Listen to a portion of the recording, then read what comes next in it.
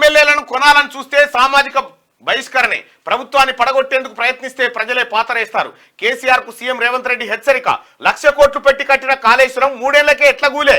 KCR farm house లా కట్టుకున్న ఇల్లు అట్లెందుకు గూలనే? బండారం బయటపడుతుందన్న భయంతోనే మేడిగడ్డకు రిపేర్లు చేయాలంటున్నాడు. ధర్నా చౌక్ ఎత్తేసిన వాళ్ళే ఇప్పుడు అక్కడ ధర్నాలు చేస్తున్నారు. వచ్చే ఎన్నికల్లో మోడీని కూడా ప్రజలు బండకేసి కొడతారు. ఎన్డీఏ అతుకుల పొంతగా మారిందని విమర్శ. హైదరాబాద్ లో పలు అభివృద్ధి పనులకు శంకుస్థాపనలు. ఎల్లుండి రాష్ట్ర కేబినెట్ భేటీ, గవర్నర్ కోట ఎమ్మెల్సీల అంశంపై చర్చ. మహిళలకు 2,500 రూపాయల స్కీమ్ను ఆమోదించే ఛాన్స్ కూడా ఉంది. రైట్ గా ఎల్లుండి రాష్ట్ర కేబినెట్ భేటీ కాబోతా ఉంది. రాష్ట్ర కేబినెట్ లో పలు కీలకమైనటువంటి అంశాలు చర్చకు వచ్చేటి అంశంగా ఏది విషయం కనిపిస్తా ఉంది. గవర్నర్ కోట ఎమ్మెల్సీల ఎవరైతే కోదండరామ్ గారిని అలాగే ఇంకొక అతన్ని ఇద్దరిని గవర్నర్ కోటాలో ఎమ్మెల్సీలుగా ప్రతిపాదించిన తర్వాత కుర్రా సత్యనారాయణ గారు, దాసో శ్రవణ్ గారు ఇద్దరు కలిసి హైకోర్టులో పిటిషన్ వేయడంతో ఆ వ్యవహారం ఆగిపోయింది. ఇప్పుడు తాజాగా మళ్ళీ కేబినెట్ నిర్ణయం చేసి పంపించండి అని చెప్పి హైకోర్టు సూచనతోటి అదొక అంశం ఉంది. ఇక మహిళలకు ప్రతి నెల 2,500 రూపాయలు ఇచ్చేటువంటి స్కీమ్ను ఆమోదించే ఛాన్స్ కనిపిస్తా ఉంది. ఈ మంత్రిమండలి 6 గ్యారెంటీలను పూర్తి చేసేటువంటి ప్రయత్నం చేస్తుంది కాంగ్రెస్ పార్టీ. రైట్. రాష్ట్రంలో కేసీఆర్ చీడ పీడ విరగడ కోసమే ప్రజలు కాంగ్రెస్ పార్టీ ఓటు వేసి గెలిపించారని, తమ ప్రభుత్వాన్ని కూల్చడానికి ప్రయత్నిస్తే ప్రజలే పాతి పెడతారని సీఎం రేవంత్ రెడ్డి హెచ్చరించారు. దోచుకున్న సొమ్ముతో ఎమ్మెల్యేలను కొనాలని ఎవరు చూసినా వాళ్లకు జనం చేతిలో సామాజిక బహిష్కరణ తప్పదని వార్నింగ్ ఇచ్చారు. రైతు బిడ్డ ముఖ్యమంత్రిగా ఉంటే మీ కడుపు కాలుతున్నదా, కళ్ళు మండుతున్నాయా, వాడొకడు వీడొకడు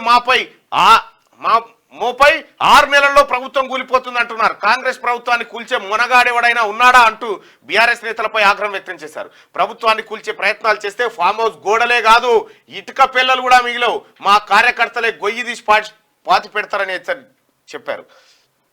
తాము అల్లటప్పగా అధికారంలోకి రాలేదని, ప్రజల మద్దతుతో కార్యకర్తల పోరాటంతో వచ్చామని ఆయన అన్నారు. శనివారం హైదరాబాద్ లోని బైరామాలగూడ, నల్లచెరువు, కండ్లకోయ తదితర ప్రాంతాల్లో అభివృద్ధి పనులకు సీఎం రేవంత్ రెడ్డి శంకుస్థాపనలు ప్రారంభోత్సవాలు చేశారు. అనంతరం మేడ్చల్లో ఏర్పాటు చేసిన ప్రజాదీవన సభలో మాట్లాడారు. కాంగ్రెస్ అధికారంలోకి రాగానే సమస్యలను వేగంగా పరిష్కరించి అభివృద్ధి పనులను ప్రారంభిస్తామని చెప్పి ఆయన చెప్పడం జరిగింది. సో ఎమ్మెల్యేలను కొనాలని చూస్తే సామాజిక బహిష్కరణే. అయితే ఇప్పుడు టీఆర్ఎస్ పార్టీ ఎమ్మెల్యేల బాధ ఏంటంటే వాళ్ళని కొనాల్సిన పని లేదు, పైసలు ఇచ్చి వస్తా అంటారు. వాళ్ళే 4 రూపాయలు ఇచ్చి వస్తాం సార్ అంటున్నారు.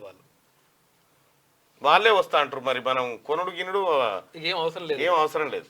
ఇదే గానా ఈ రోజు ముఖ్యమంత్రిగా సిఎల్పి నాయకుడిగా మనల్ని ఎన్నుకుంటే మనం ఇవాళ ఉండం. ఇవాళ సంపూర్ణమైన మెజార్టీతో మనం అధికారంలోకి వచ్చినాం.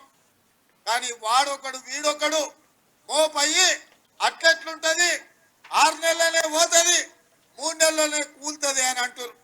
నేను అడుగుతున్న మిత్రులారా, అంత మొనగాడు ఎవడని రాష్ట్రంలో ఉండా మన ప్రభుత్వాన్ని పడగొట్టేటోడు?